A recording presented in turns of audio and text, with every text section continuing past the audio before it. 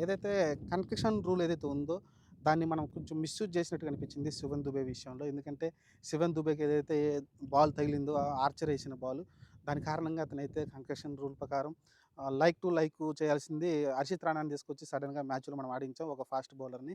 యాక్చువల్‌గా ఈ రూల్ ఏంటంటే ఎప్పుడైనా ఒక తలకు గాని, లేకుంటే మెడ భాగంలో తగిలినప్పుడు సెన్సిటివ్ ఏరియా కాబట్టి కొంచెం రెస్ట్ అనేది అవసరం ఉంటుంది. మైండ్‌కి సంబంధించి కాబట్టి నరాలు కొంచెం రెస్ట్ ఇవ్వాల్సి ఉంటుంది. దాని కారణంగా ఈ కన్కషన్ రూల్ అయితే తీసుకొచ్చింది ఐసీసీ అయితే. ఈ రూల్ ప్రకారం ఏందంటే, మీరు కన్కషన్ రూల్ ప్రకారం ఎక్కడైనా తలకు గాని, ఎక్కడైనా దెబ్బ తగిలినప్పుడు సేమ్ లైక్ టు లైక్ అంటే సేమ్ ప్లేయర్ సేమ్ లాగా ఉండాలి. ఎందుకంటే ఒక ఆల్ రౌండర్ అయితే ఒక ఆల్ రౌండర్ ఉండాలి. ఒక బ్యాట్స్‌మన్ అయితే ప్యూర్ బ్యాట్స్‌మన్ ఉండాలి.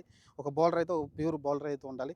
కానీ ఇక్కడ మనం ఏం చేసామంటే కన్కషన్ రూల్ మనం కొంచెం మిస్‌యూజ్ చేసినట్టుగా అనిపించింది. శ్రీనాథ్ దీన్ని రిఫరీగా ఉన్నాడు. మ్యాచ్ రిఫరీగా.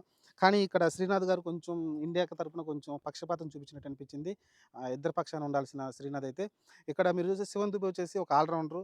ప్యూర్ ఆల్ రౌండర్ కూడా కాదు. అప్పుడప్పుడు బౌలింగ్ ఏస్తుంటాడు. కొన్నిసార్లు ఎక్కువ బ్యాటింగే చేస్తుంటాడు. మన సీఎస్‌కే కూడా చూసాం. సీఎస్‌కేలో ఎక్కువ బ్యాటింగ్‌కొస్తాడు. అలానే అది కూడా మళ్ళీ సబ్‌స్టిట్యూట్‌గా వెళ్తుంటాడు. మళ్ళొచ్చేసి ఇంపాక్ట్ రూల్ ఏదైతే ఉందో, ఇంపాక్ట్ ప్లేయర్ రూల్ ఉందో, ఆ ప్రకారం ఎక్కువ బయట ఉంటాడు గానీ ఫీల్డింగ్ కూడా పెద్దగా చేయడు.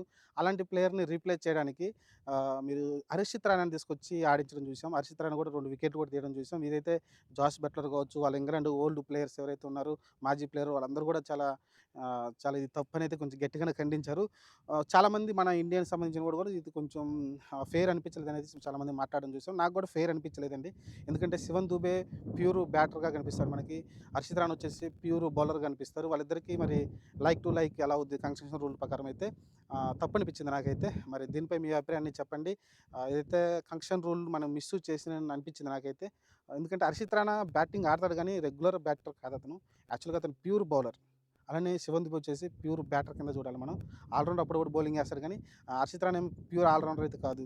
కాబట్టి ఇది రూల్‌నయితే మిస్‌యూజ్ చేసినట్టు అనిపించింది నాకైతే. మీరేమంటున్నారో కామెంట్ సెక్షన్‌లో పెట్టండి.